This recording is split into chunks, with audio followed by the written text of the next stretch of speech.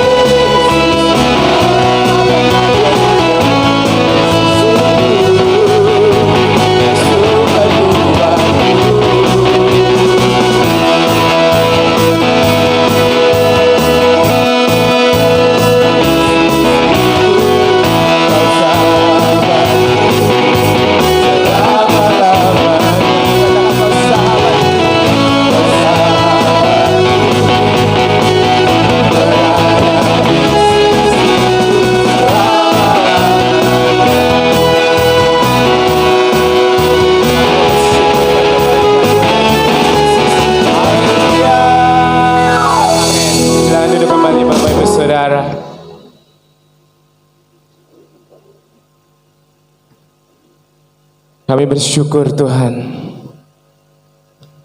buat kebesaran-Mu yang kami mau berikan kemuliaan bagi-Mu.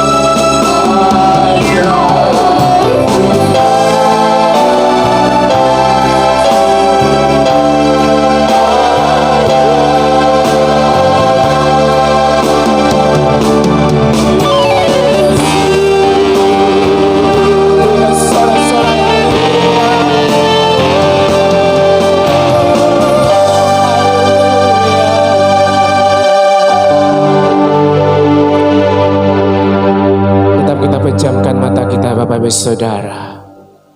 Kita percaya bahwa janji Tuhan sungguh besar. Dia yang mengerti dalam isi hati kita. Mari oleh karena itu, kita jadikan pujian ini sebagai syukur kepada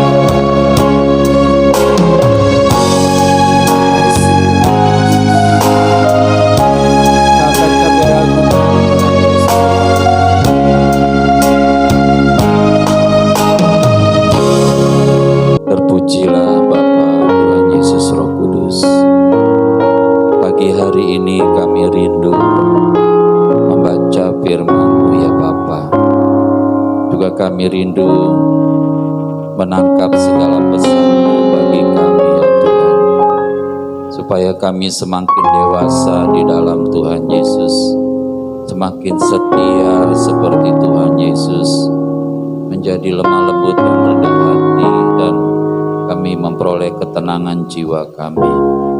Terima kasih buat firman-Mu yang setiap hari kami baca ya Tuhan, dan selalu menuntun kami di jalan yang benar oleh karena nama-Mu. Terima kasih ya Bapa.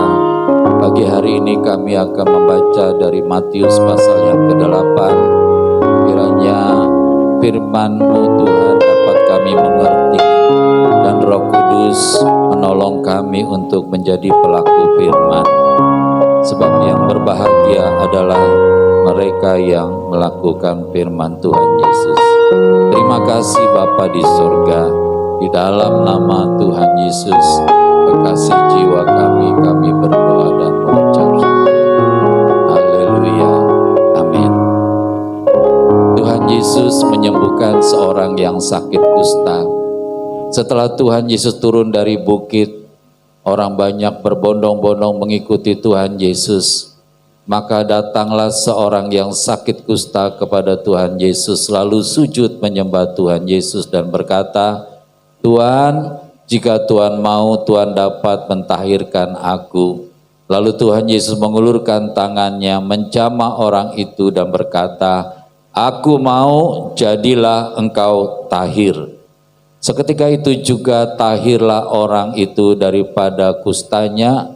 Lalu Tuhan Yesus berkata kepadanya, "Ingatlah, jangan engkau memberitahukan hal ini kepada siapapun, tetapi pergilah, perlihatkanlah dirimu kepada imam, dan persembahkanlah persembahan yang diperintahkan Musa sebagai bukti bagi mereka." Amin.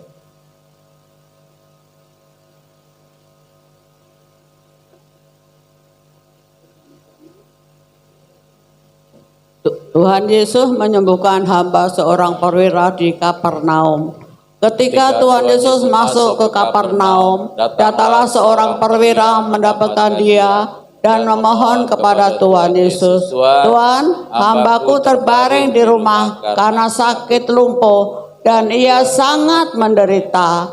Tuhan Yesus berkata kepadanya, "Aku akan datang menyembuhkannya." Tetapi jawab perwira itu kepada Tuhan Yesus, "Tuhan, aku tidak layak menerima Tuhan di dalam rumahku. Katakan saja sepatah kata, maka hambaku itu akan sembuh. Sebab aku sendiri seorang bawahan, dan bawahanku adalah pula prajurit. Jika aku berkata kepada salah seorang prajurit itu, 'Pergi,' maka ia akan pergi. Dan kepada seorang lagi, 'Datang,' maka ia akan datang. Ataupun kepada hambaku, 'Kerjakanlah ini,' maka ia akan mengerjakannya." Amin. Setelah Tuhan Yesus mendengar hal itu, heranlah Tuhan Yesus dan berkata kepada mereka yang mengikutinya, "Aku berkata kepadamu, sesungguhnya iman sebesar itu tidak pernah aku jumpai pada seorang pun di antara orang Israel. Aku berkata kepadamu, banyak orang akan datang dari timur dan barat dan duduk makan bersama-sama dengan Abraham, Ishak dan Yakub di dalam kerajaan surga. Sedangkan anak-anak kerajaan itu akan dicampakkan ke dalam kegelapan yang paling gelap. Di sanalah akan terdapat dan kertak gigi." Lalu Tuhan Yesus berkata kepada perwira itu, "Pulanglah, jadilah kepadamu seperti yang engkau percaya." Maka pada saat itu juga sembuhlah hambanya. Amin. Tuhan Yesus menyembuhkan ibu mertua Petrus dan orang-orang lain.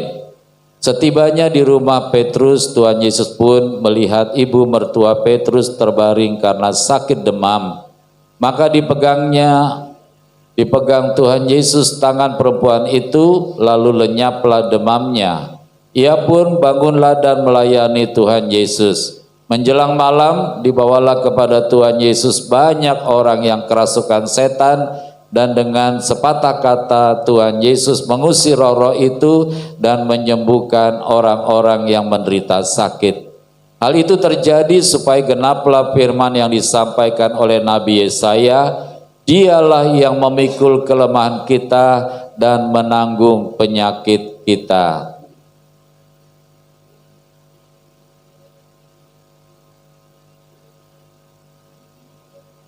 Bersama-sama hal mengikut Tuhan Yesus.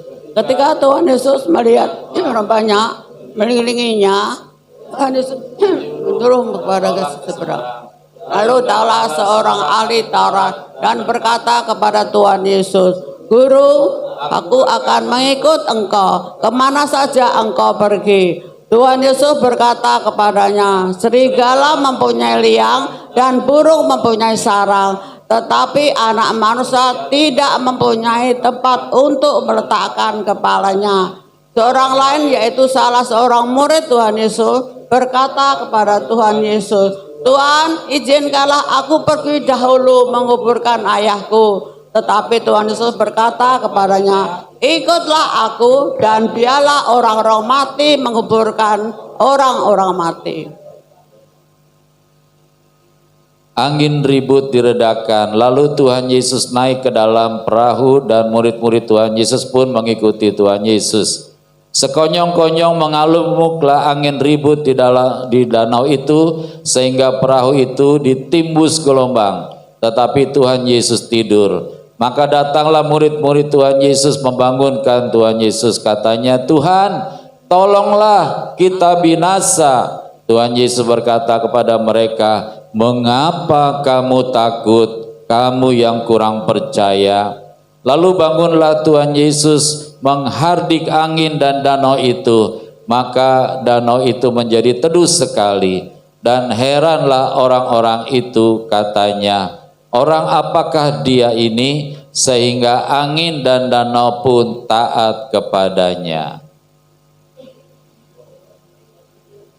Bersama-sama dua orang yang kerasukan disembuhkan. Setibanya di seberang, yaitu di daerah orang Gerasa, datanglah dari pekuburan dua orang yang kerasukan setan menemui Tuhan Yesus. Mereka sangat berbahaya sehingga tidak seorang pun yang berani melalui jalan itu, dan mereka itu pun berteriak, katanya, apa urusanmu dengan kami, hai anak Allah? Adakah engkau kemari untuk menyiksa kami sebelum waktunya? Tidak jauh dari mereka itu sejumlah besar babi sedang mencari makan. Maka setan-setan itu meminta kepada Tuhan Yesus, katanya, jika engkau mengusir kami, suruhlah kami pindah ke dalam kawanan babi itu. Bersama-sama Tuhan Yesus berkata kepada mereka, pergilah. Lalu keluarlah mereka dan masuk ke dalam babi-babi itu. Maka terjunlah seluruh kawanan babi itu dari tepi jurang ke dalam danau dan mati di dalam air. Maka larilah penjaga-penjaga babi itu, dan setibanya di kota diceritakanlah kepada segala sesuatu, juga tentang orang-orang yang kerasukan setan itu. Maka keluarlah seluruh kota mendapatkan Tuhan Yesus, dan setelah mereka berjumpa dengan Tuhan Yesus, mereka pun mendesak supaya Tuhan Yesus meninggalkan daerah Malmagota. Amin. Berapi hamba-Mu ini Tuhan, sebentar hamba-Mu akan berbicara tentang kebenaran firman-Mu. Hamba-Mu menyerahkan ke dalam tangan kuat kuasa Tuhan, supaya urapan yang besar, kuasa yang nyata Engkau curahkan atas hamba-Mu.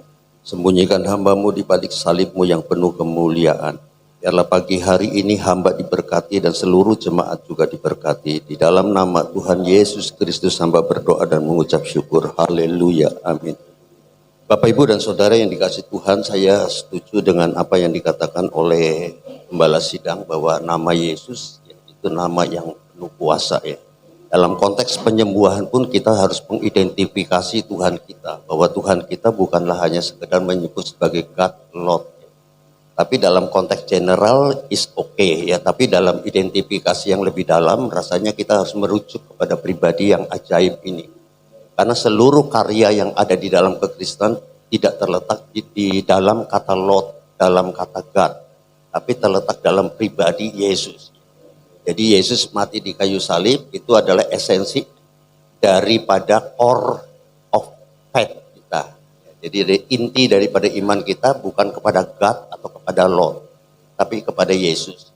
Tuhan yang menjadi manusia dan dia diberi namanya Yesus.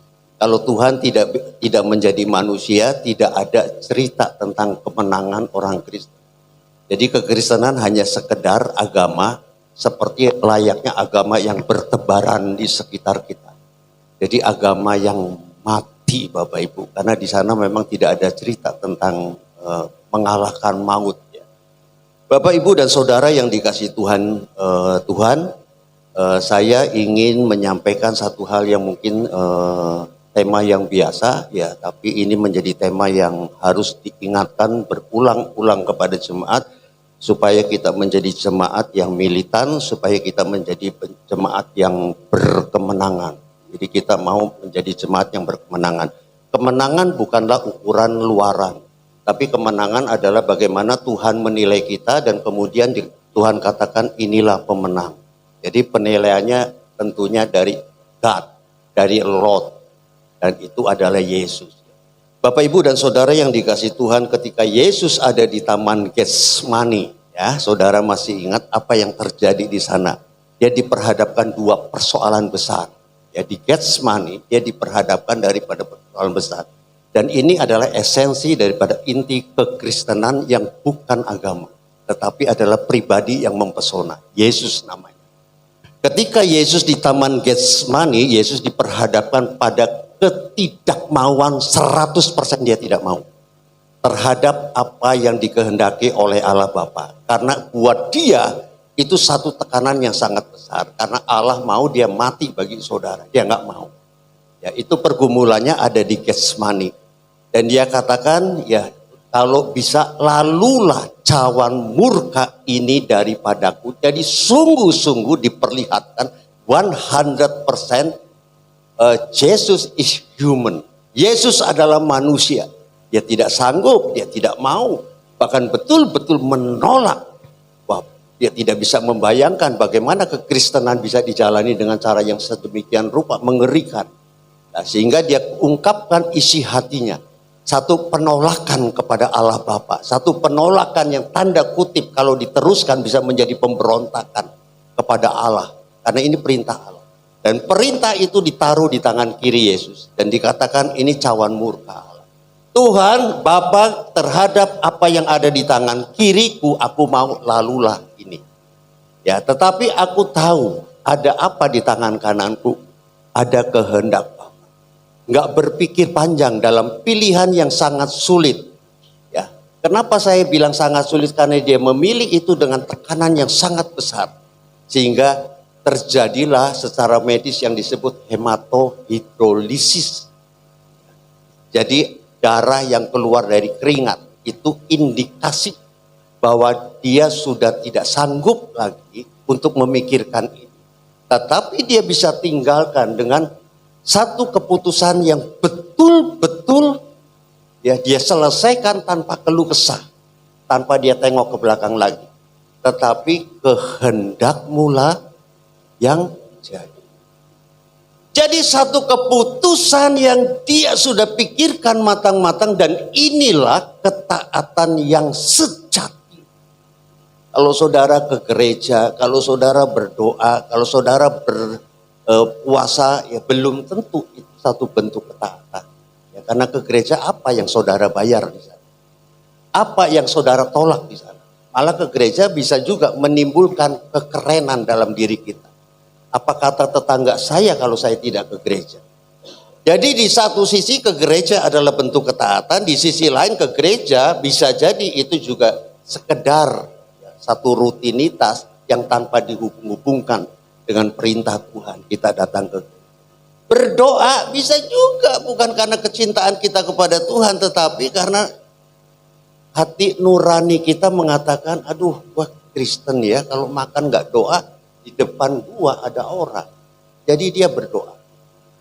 Tapi ketaatan yang original adalah satu situasi di mana gua betul-betul nggak mau ini. Nggak mau.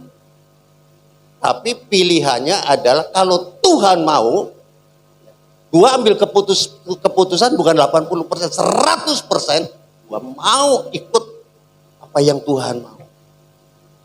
Abraham disebut Bapak Abraham karena dia bayar harga untuk kesejatian iman. Ya, karena taruhannya adalah seperti Yesus persis. Di tangan kirinya ada anaknya yang betul-betul 100% dia sangat kasihi. Dan anak ini enggak dapat dengan gampang. Satu-satunya. Tapi ketika di tangan kanannya ada kehendak Allah, dia mengabaikan ini, dia memandang Allah dan menjadikan Allah sebagai pusat apa yang dia lakukan. Amin. Jadi Bapak Ibu dan Saudara yang dikasihi Tuhan, tanpa ketaatan Tuhan di Getsemani maka tidak ada peristiwa penyaliban Tuhan di Golgota. Tanpa kematian Tuhan di kayu salib tidak ada cerita tentang kemenangan itu. Amin. Karena Yesus masuk ke dalam alam maut dan itulah pertempuran yang sesungguhnya untuk memenangkan hukuman dosa. Jadi dia mengalahkan maut. Di dalam Wahyu Yohanes melihat satu realita, fakta yang dia lihat betul-betul bahwa di dalam kebangkitan Tuhan dia melihat ada kunci kerajaan maut ada di tangannya. Jadi begitu jelas fakta-fakta yang ditunjukkan bahwa masalah dosa manusia sudah tuntas, sudah diselesaikan melalui kemenangannya terhadap kematian, yaitu kebangkitan. Bapak, Ibu, dan Saudara yang dikasihi Tuhan, saya percaya pesan ini ingin disampaikan oleh Tuhan. Tanpa ketaatan tidak ada kemenangan. Percaya sama saya, tanpa ketaatan tidak ada kemenangan. Contoh Hawa. Begitu Hawa memberontak, di situ adalah bukan kekalahan. Ya, bahkan ancur-ancuran hidupnya. Dikatakan disebutnya sebagai kejatuhan. Kejatuhan sampai dasar dan tidak bisa bangkit lagi dalam bentuk korporat, manusia korporat. Setelah Adam ada banyak manusia lain yang tidak bisa pernah bangkit lagi.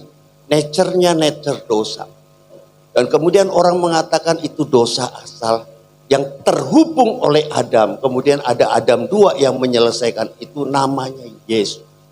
Dan Yesus mengalami kemenangan. Seandainya di Getsemani dia seperti Hawa. Yang terjadi adalah kekalahan. Amin. Berikan dulu kemuliaan bagi Tuhan. Di Getsemani Yesus mengambil pilihan untuk membiarkan kehendak Allah terjadi.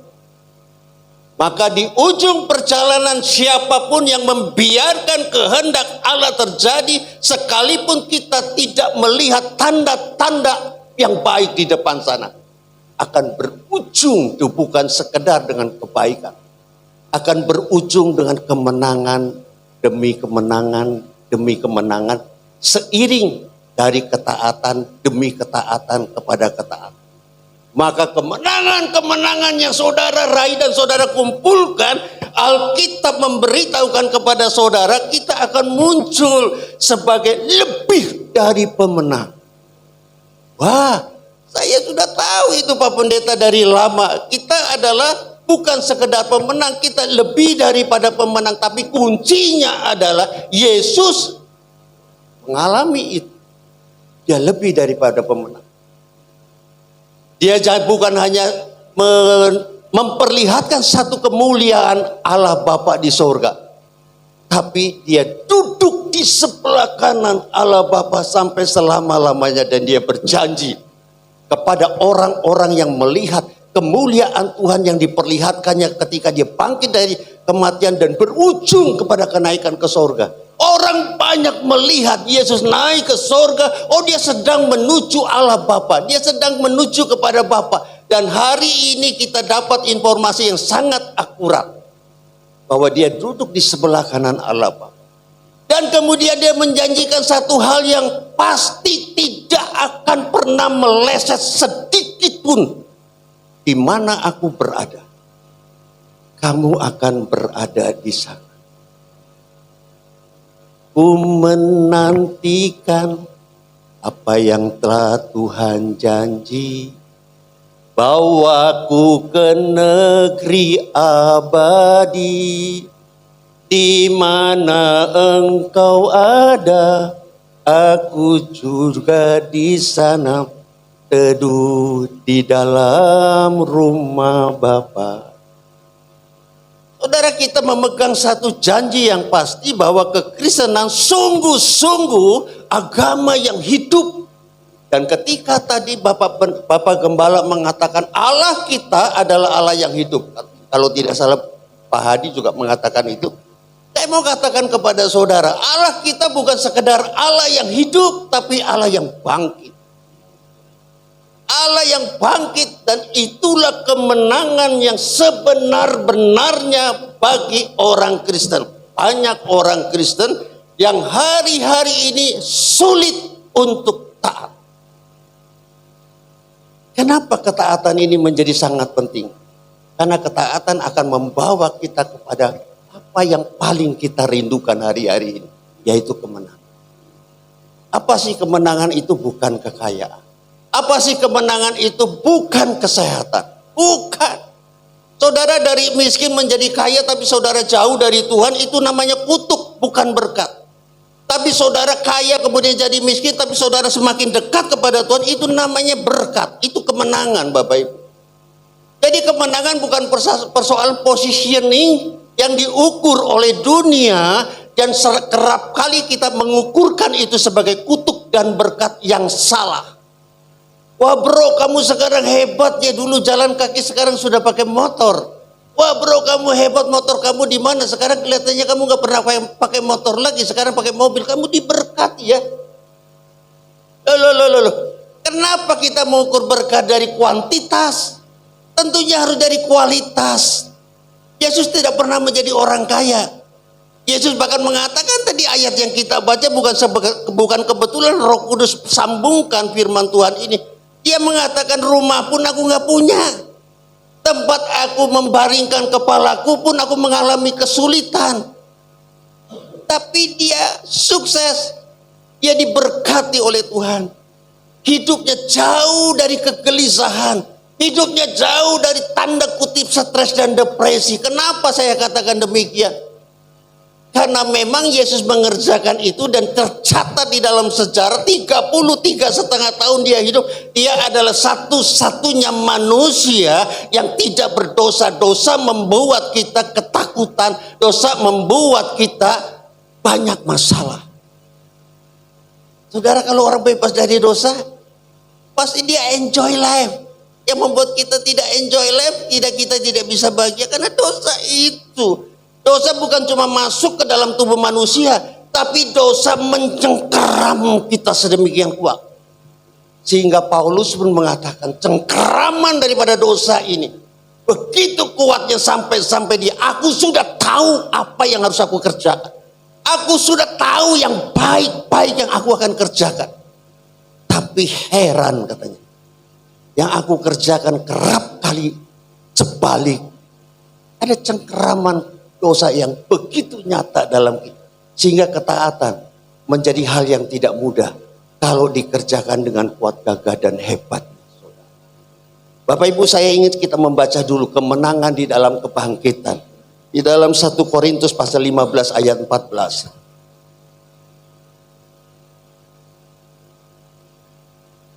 1 Korintus pasal 15 ayat yang ke-14. Ada di belakang. Andai kata, tapi sayang hari ini tidak terjadi Bapak Ibu. Andai kata Kristus tidak dibangkitkan, maka sia-sialah kita duduk di sini. Maka sia-sialah kita memutuskan berdasarkan apa yang kita terima di dalam pikiran, kita masukkan ke dalam hati, kemudian kita memilih satu pilihan untuk menjadi orang Kristen. Gak ada artinya. Artinya agama Kristen itu sama. tidak ada kepastian tentang kemenangan. Itu agama. Tapi andai kata Kristus tidak dibangkitkan, maka sia-sialah pemberitaan kami dan sia-sialah juga kepercayaan kamu menjadi sia-sia. Kebangkitan ini, kalau dikonversi kepada saudara, adalah kebangkitan terhadap dosa. Bagaimana hidupku hari ini? Pendeta tidak tahu. Pak Darius tidak tahu. Karena Alkitab yang memberitahu itu. Bahwa manusia tidak mampu melihat kedalaman hati seseorang. Manusia hanya sanggup mampu melihat apa yang nampak di depan mata. Saudara seperti malaikat-malaikat terang yang ada di dalam gereja. Dalam hari-hari saudara, Pak Darius tidak mendampingi saudara. Bagaimana Pak Darius bisa tahu bahwa saudara dalam keadaan oke atau dalam keadaan tidak oke? Saudara, tema ketaatan sebetulnya bukanlah tema yang baru. Tapi tema ketaatan ini oleh si jahat disingkirkan jauh-jauh. Sehingga seolah-olah jangan bicarakan itu, aku sudah tahu tentang ketaatan, bosan dengernya. Memang betul gereja jarang menekankan ini. Itu disimpan jauh-jauh. Padahal kita tahu Yesus tanpa ketaatan tidak ada di mana Tuhan berada, kita akan berada di sana. Tidak ada kepastian. Yang ada adalah kebingungan. Yang ada adalah kegalauan dalam agama. Sehingga kita berusaha mencari jalan kita dengan mengumpulkan banyak kebaikan, dengan mengumpulkan ibadah yang sebanyak-banyaknya. Supaya ketika kita kumpulkan ini, kita mau bertransaksi sama Tuhan.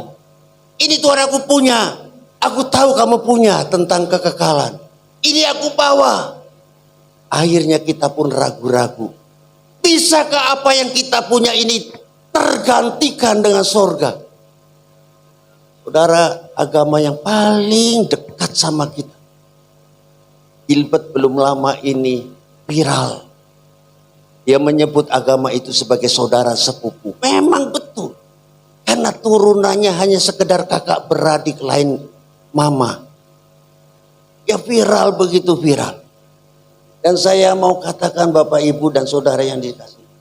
Mama sepupu kita tidak mengakui Yesus dalam ketaatannya. Dia tidak akan pernah mengakui Yesus dalam kematiannya. Dan dia tidak akan pernah bisa mengakui Yesus dalam kebangkitannya. Sehingga mereka dengan sangat jujur mengatakan, dalam kegelisahan hatinya, dalam kegalauan meraih kekekalan, akhirnya mereka tiba di dalam kerajinannya amat sangat hari lepas hari. 5 kali. Saya nggak mau perpanjang, nanti di video diciduk lagi. Pokoknya memang mereka lakukan itu, memang mereka punya dasar. Satu-satunya aku bisa kerjakan ini saja. Lah ujungnya hati nurani mereka berkata dengan sangat jujur, karena hati nurani tidak bisa diajak ke kanan dan ke kiri. Keluar kata-kata yang sangat populer dalam ujung perjalanan mereka meraih kekekalan. Kata-kata itu adalah insya Allah. Kalau Tuhan berkenan. Ada keraguan-raguan. Tapi bagi kita tidak. Bagi kita ketaatan jauh lebih penting daripada saudara jadi pendeta. Untuk apa saudara jadi pendeta tapi hidupmu tidak? Lebih baik jadi jemaat tapi tidak. Seringkali kita berpikir bahwa kita sudah berkorban banyak buat Tuhan. Saudara memberi persembahan banyak, saudara melayani gereja, saudara jadi jemaat, jadi panatua. Ini bayarannya juga lumayan Pak. Karena dulu saya nggak sibuk di gereja, sekarang saya sibuk di gereja jadi panatua. Kemudian saudara diangkat lagi menjadi pendeta pembantu. Kemudian saudara berkhotbah di atas mimbar. Bukankah ini satu perjalanan yang membayar harga Pak? Ini satu korban yang saya mau persembahkan buat Tuhan. Tapi tanpa ketaatan, persembahan ini menjadi tidak punya arti apa-apa. Percayakah saudara itu? Mari saya tunjukkan ayatnya. 1 Samuel pasal 15 ayat 22.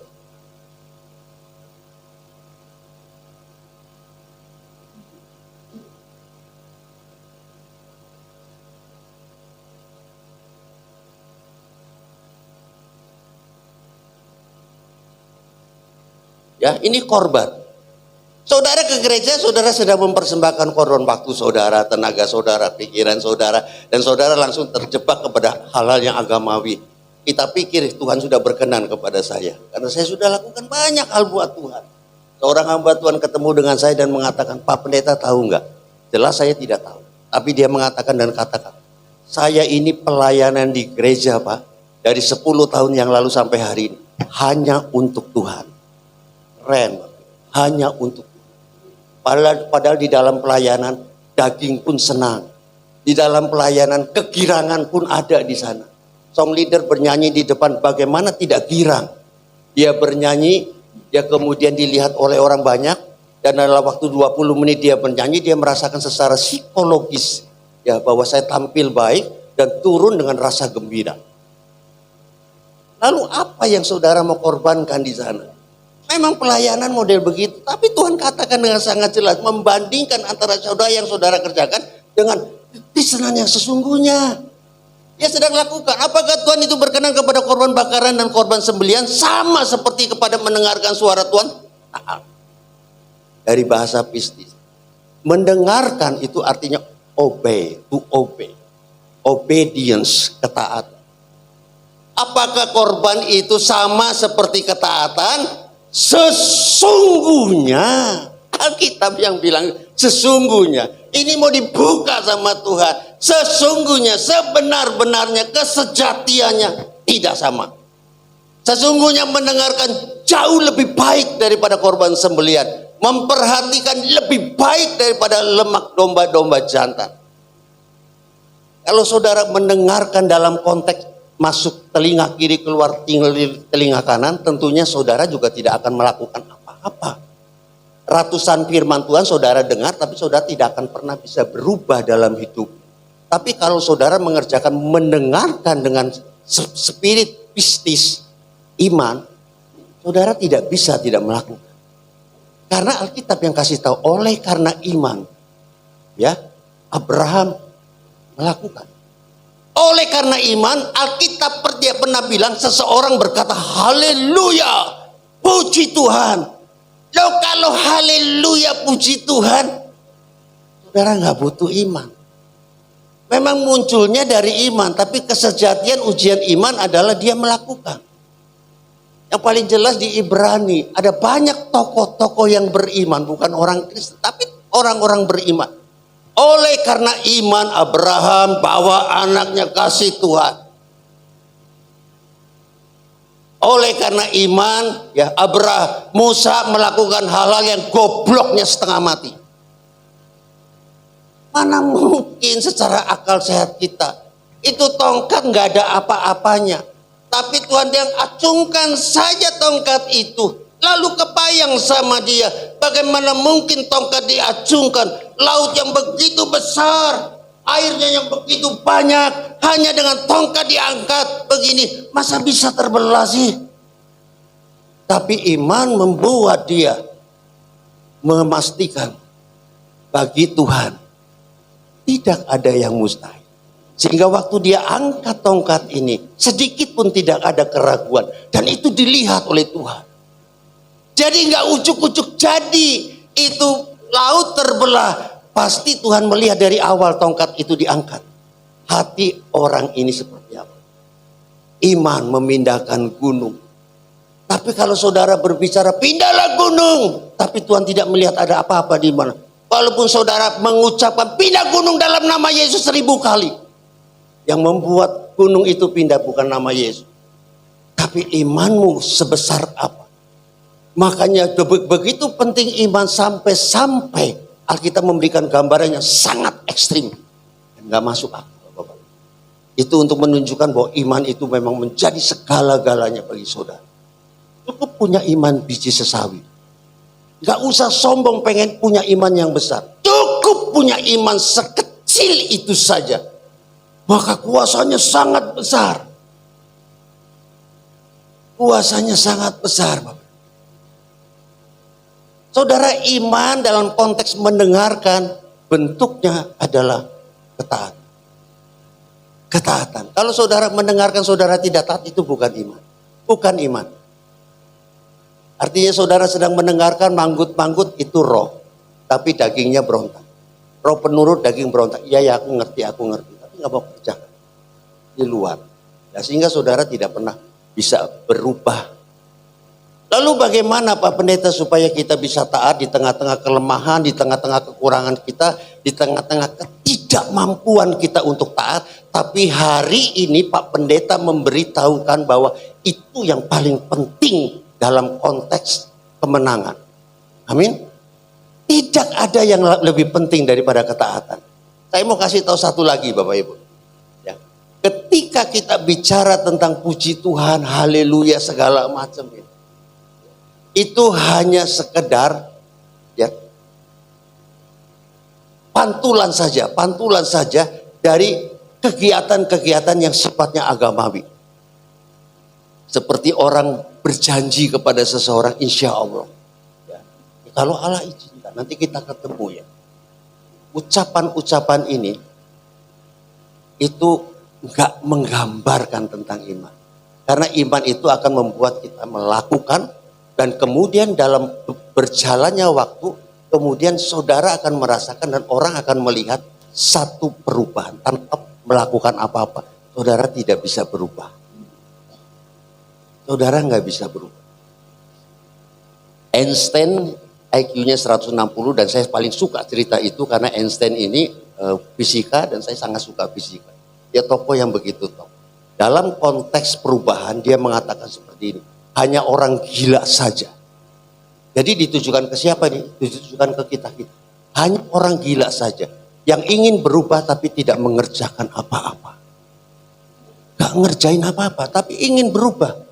Wah gak bisa. Saudara ingin menang. Tapi yang ada saudara kenapa stres terus, depresi terus segala macam. Ya mungkin karena saudara tidak mengerjakan apa yang menjadi rahasia kemenangan tadi. Saudara manggut-manggut, saudara tahu, tetapi saudara tidak sanggup untuk mengerjakan itu. Sehingga saudara tidak mengalami kemenangan. Yang ada adalah orang-orang Kristen menjadi frustasi. Ya, menjadi kecewa sama masalah demi masalah datang. Dan hari ini Bapak Ibu dan saudara yang dikasih Tuhan, saya mau tekankan satu kali lagi. Rasanya saudara tidak akan pernah sanggup. Taat seperti Yesus tidak akan pernah sanggup. Taat seperti Abraham tidak pernah sanggup. Karena kekuatan itu tidak datang dari kita. Tetapi datang dari Allah Bapa di surga. Yesus berjalan-jalan dengan Allah Bapa di surga. Sampai satu waktu Allah Bapa tinggalkan dia. Karena apa? Bukan dia tidak cinta kepada anak. Tetapi anaknya dipenuhi dengan dosa. Alam bereaksi, kemudian Bapaknya tinggalkan dia. Karena Bapaknya itu kudus. Dan hari ini saya mau kasih tahu. Saudara tidak akan pernah meraih kemenangan kalau saudara tidak melibatkan kekuasaan yang tanpa batas itu. 2 Korintus pasal 4 ayat 17. 2 Korintus pasal 4 ayat 17 selesai. Ini terakhir 30 menit. Lebih dikit. 2 Korintus pasal 4 ayat 17.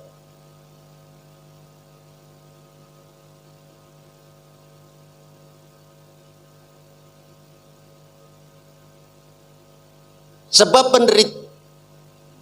penderitaan ringan yang sekarang ini mengerjakan bagi kami kemuliaan kekal yang melebihi segala-galanya, jauh lebih besar dari penderitaan kami. Saudara, jadi memang harga yang harus kita bayar itu adalah satu penderitaan. Tapi Tuhan menjanjikan satu kemuliaan yang besar. Saya ingin ada satu ayat lagi, ini katanya ada hubungannya, cuma saya lihat 2 Korintus pasal 4 ayat yang ke-7. 2 Korintus pasal 4 ayat ke-7.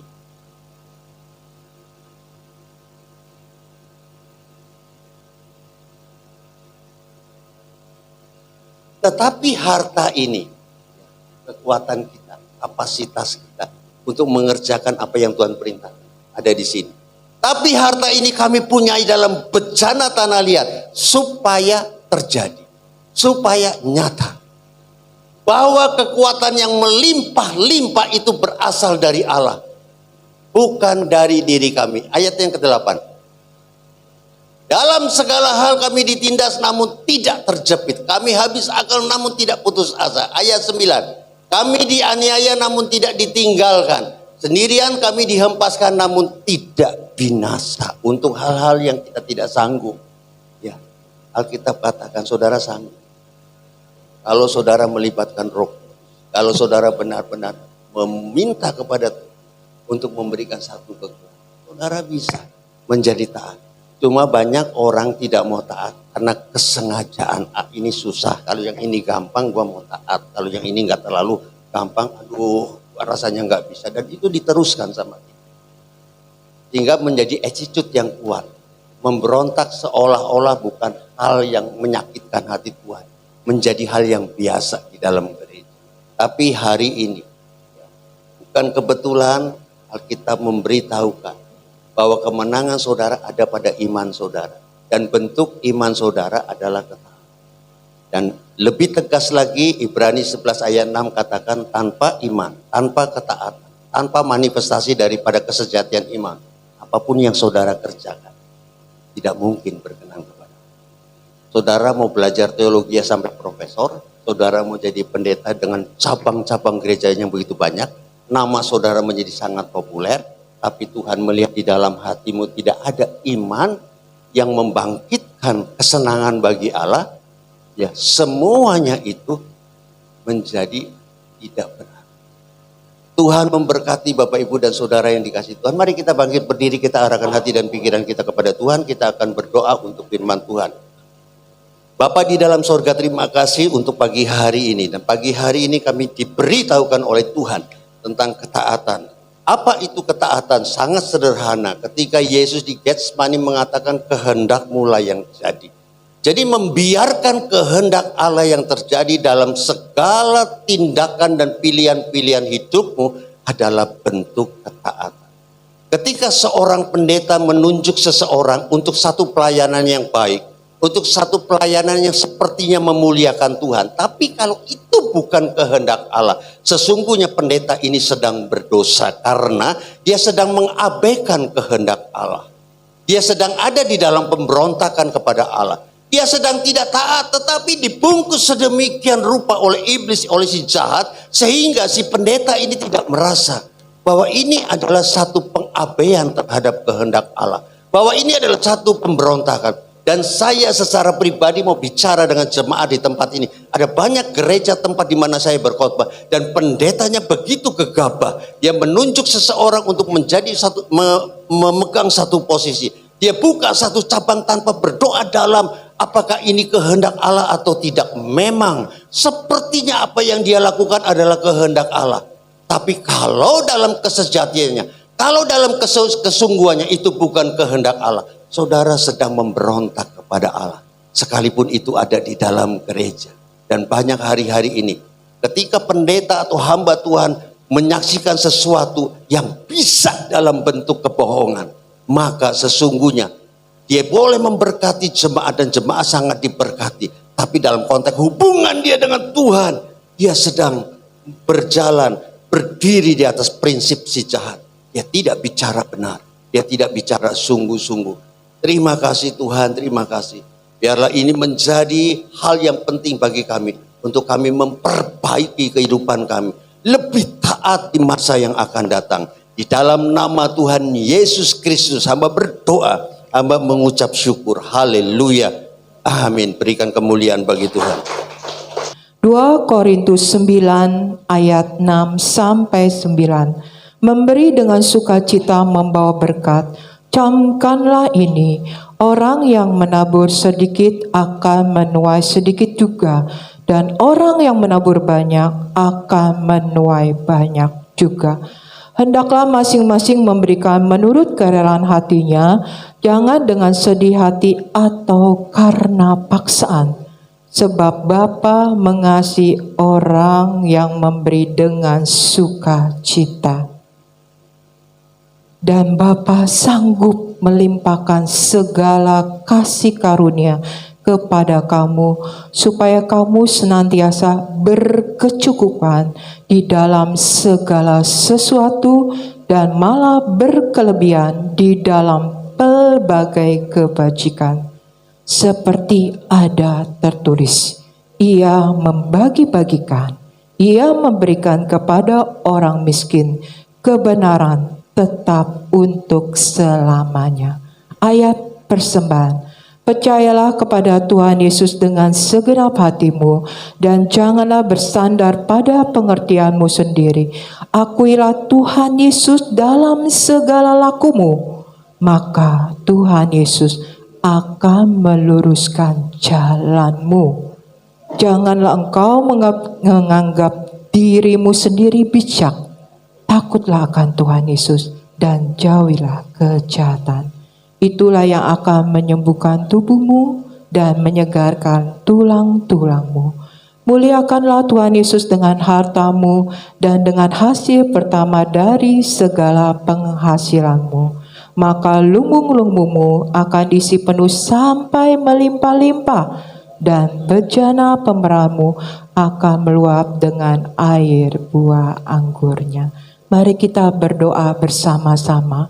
Bapa di surga teramat baik, merupakan suatu kebahagiaan karena kami diberi kesempatan mengembalikan sebagian milik kami yang pastinya berasal dari Tuhan Yesus. Kami bawa juga perpuluhan kami karena kami mau taat pada firman Tuhan Yesus. Kiranya persembahan kami ini menjadi benih iman yang berakar, bertumbuh dan berbuah. Di dalam nama Tuhan Yesus pemberi berkat. Haleluya.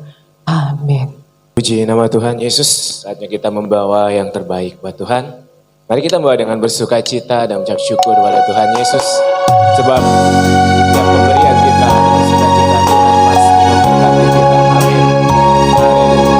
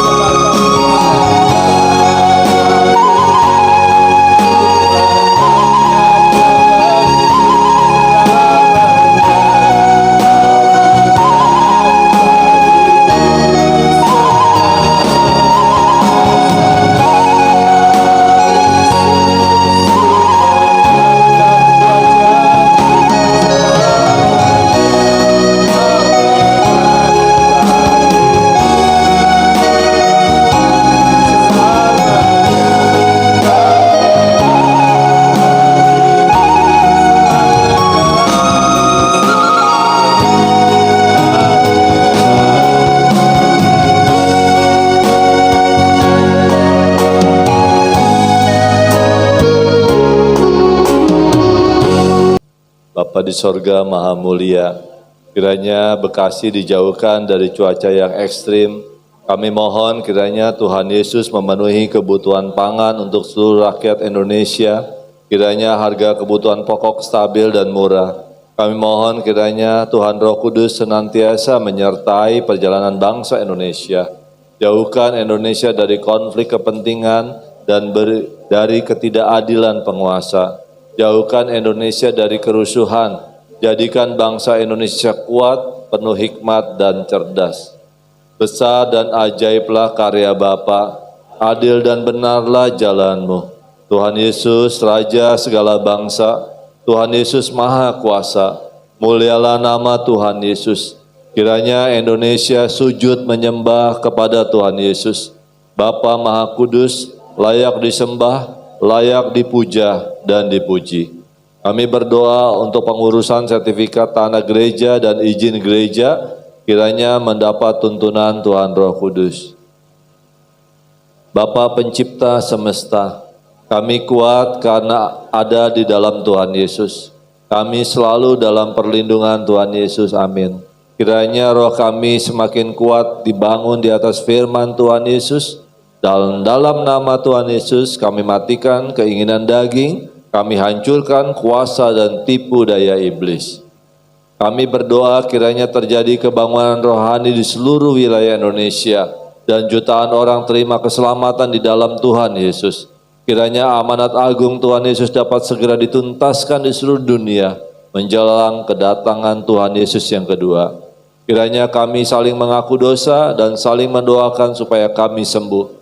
Hanya nama Tuhan Yesus saja yang selalu ditinggikan. Amin. Besar anugerah Bapa bagi kami anak-anak-Mu. Ajar kami Tuhan untuk menghormati Bapa dalam terang Tuhan Yesus, serta dalam tuntunan Tuhan Roh Kudus. Amin. Dalam nama Tuhan Yesus kami berdoa, kiranya seluruh masyarakat Indonesia dapat saling mengampuni. Kiranya kasih Tuhan Yesus melingkupi seluruh rakyat Indonesia. Bebaskanlah Indonesia dari kutuk. Dalam nama Tuhan Yesus kami berdoa, kiranya bangsa Indonesia diberikan hati yang penuh damai sejahtera dan dimampukan untuk menjaga kesatuan bangsa. Dalam nama Tuhan Yesus kami berdoa menolak orang-orang yang haus kekuasaan. Kiranya program-program yang sudah dilaksanakan dapat berkesinambungan menuju Indonesia emas tahun 2045 mendatang. Kami percaya Indonesia selalu dalam tuntunan Tuhan Roh Kudus. Amin. Dalam nama Tuhan Yesus kami hentikan korupsi di Indonesia.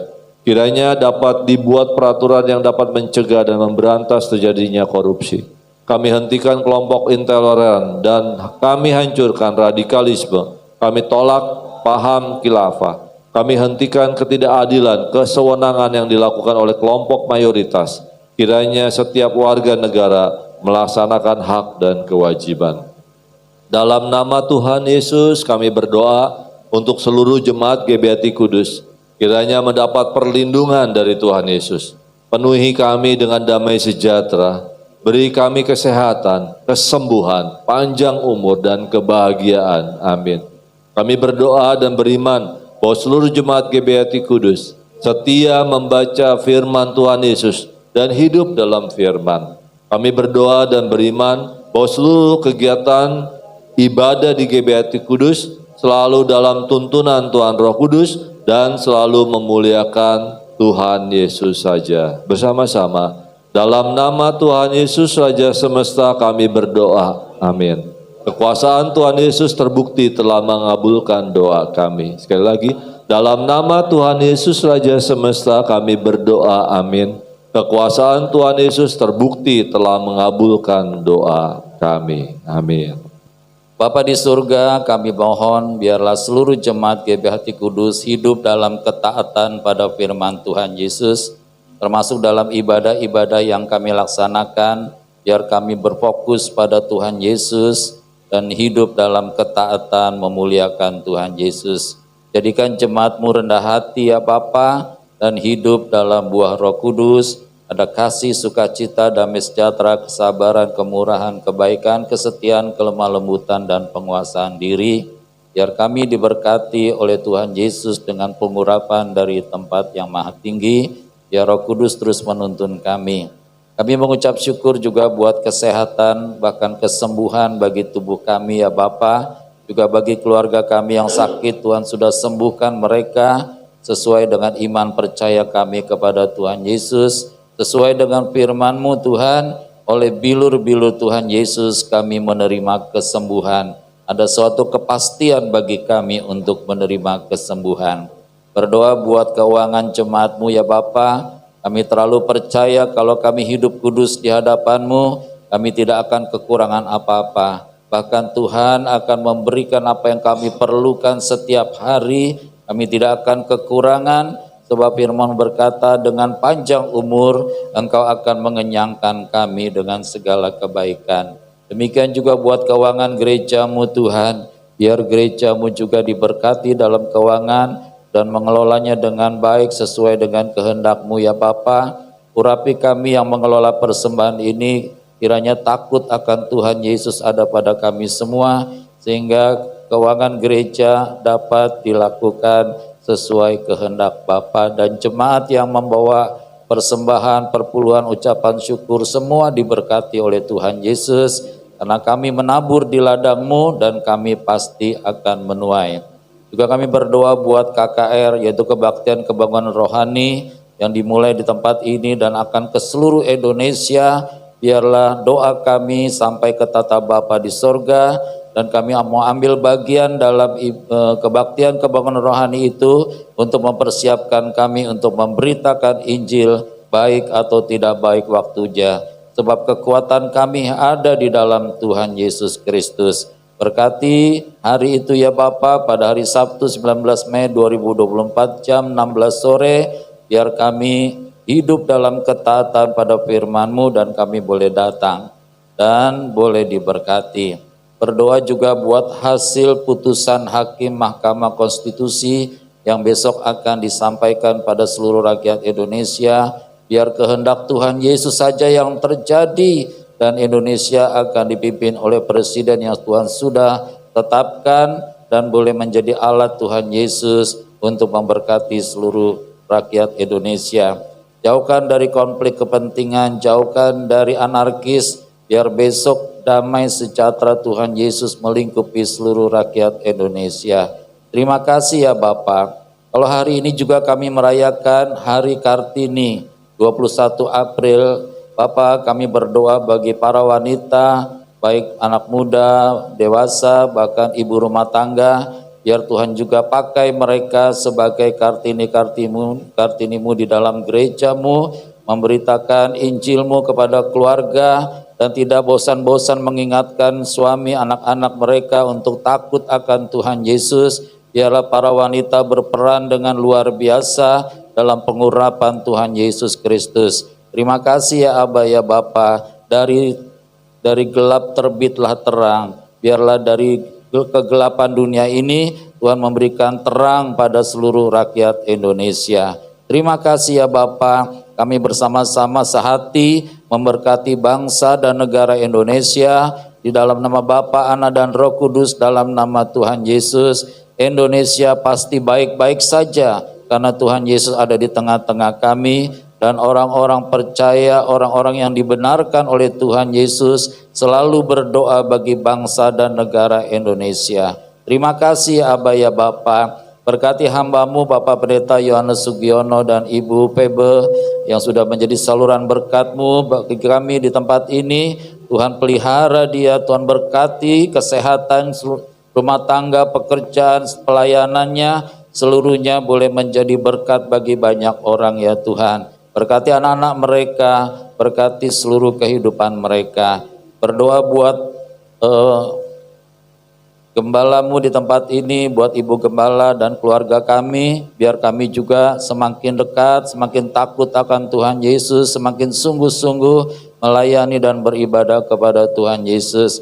Demikian juga kami berdoa buat keluarga Penatua Adi Praganta dan Ibu Penatua Haryawati. Tuhan memberkati seluruh kehidupannya, pelayanannya, pekerjaannya, rumah tangganya dan hidupnya ya Bapa. Berkati seluruh pengerja-Mu yang ambil bagian di dalam pelayanan hari lepas hari.